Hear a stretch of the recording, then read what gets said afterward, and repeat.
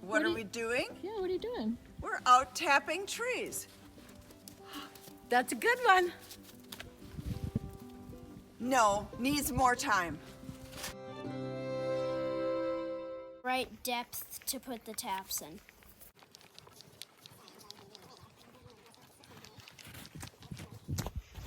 Okay, in the satchel. Yeah, I've done this before. We do it in Eastham at school. Eastham is like science.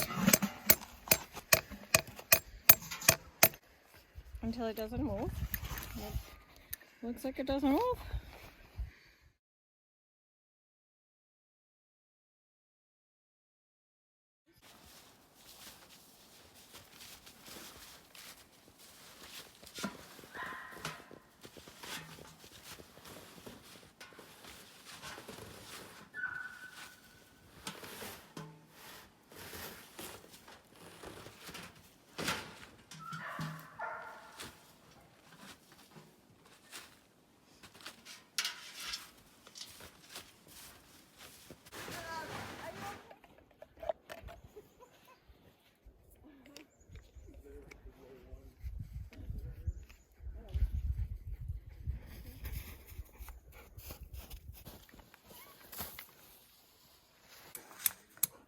Well, That looks good. Okay. You could put a little cockeye, but Okay, got it. it'll work, right? Yeah, 'cause you know how to. You see that orange chip? Good job. If we just do one at a time, then if we fall in the snow, we don't lose them, right? During March and April, we tap the sugar maple trees. We collect the sap.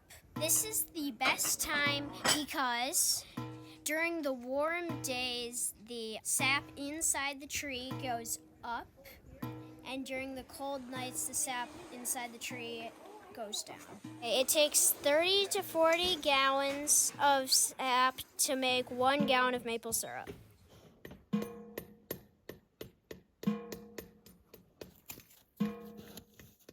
When I'm looking for a tree, how do I know where the tap is?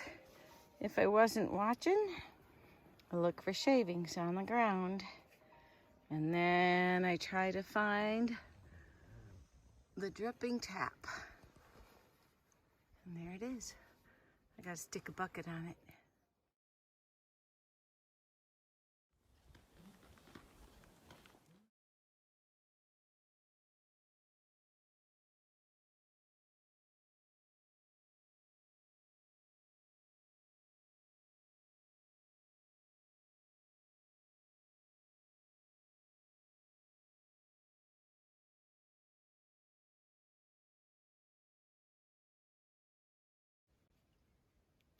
you got two on.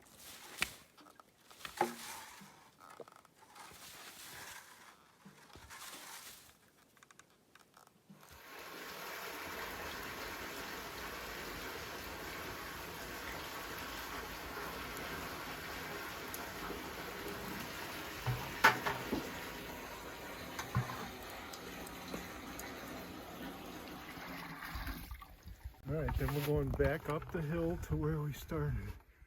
Yeah. Yeah. I'm thinking we might be clean up to here now.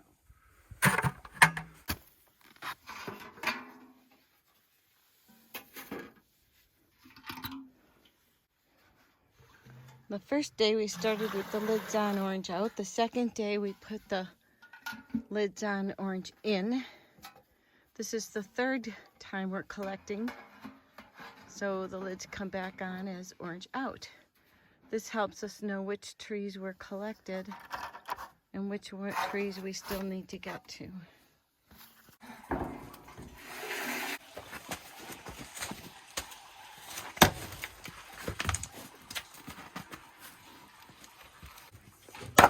The cooker got stoked.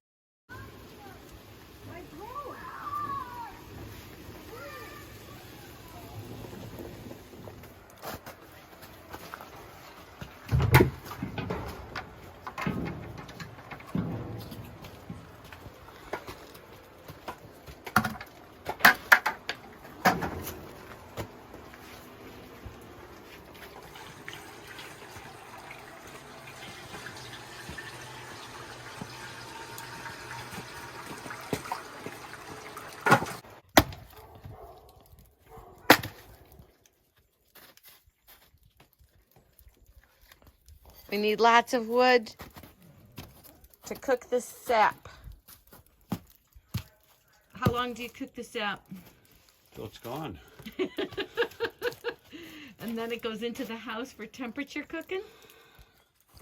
No, we come to temp right here. Oh.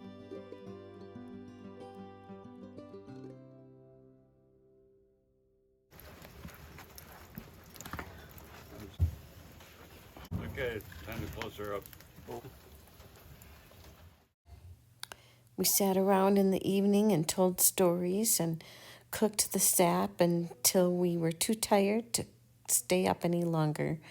The next day, Brad cooked the sap while Al and everyone else was at a different task. Aha! You've got a floater, Brad.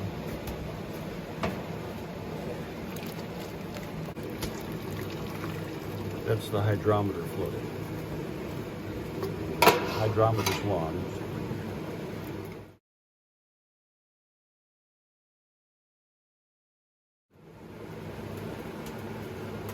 Letting it cool off. And what is it doing? Well, I'll tell you about it. Okay. It's a float.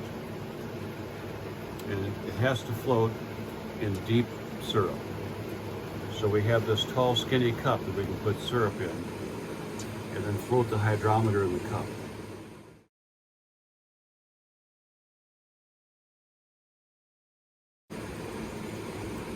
And it's measured out in Brie and Balmy, which is 2 ways to measure sugar concentrations, I think.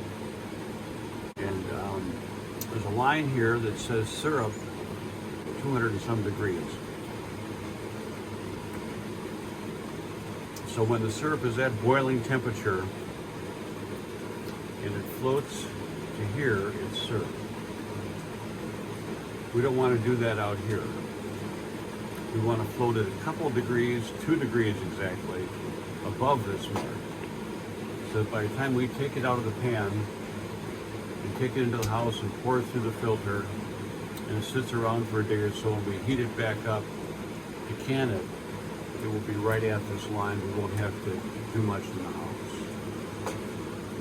We'll still test it in the house, but hopefully we don't have to cook it down after. You can add, if it's floating too high, I would add sap to it and boil that sap a little bit.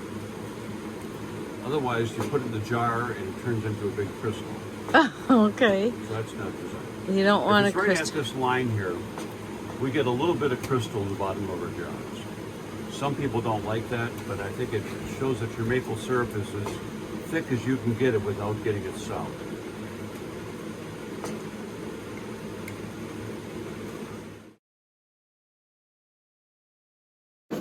So toward the tail end, it's a process of stirring and stoking the fire and stirring and testing and stirring and stoking. Smells like syrup. Smells like syrup. Looking more like syrup.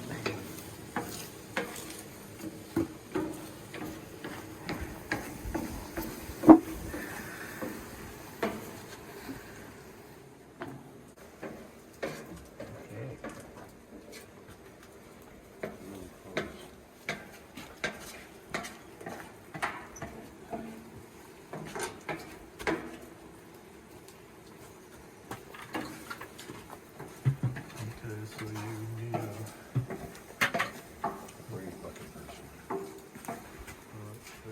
bucket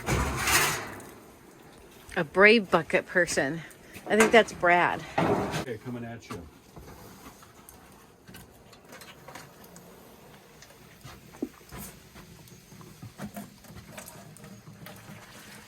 Things are going okay? perfect.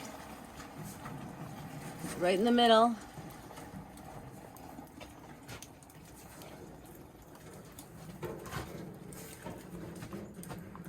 Keep coming in.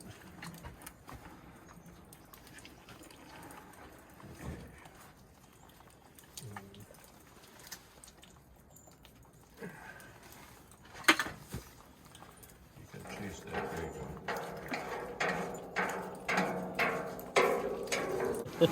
Okay, so this can be Left, right there. It's really fine.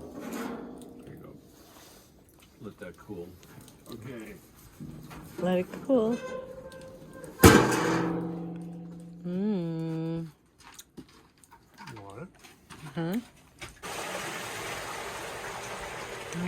Slow poke.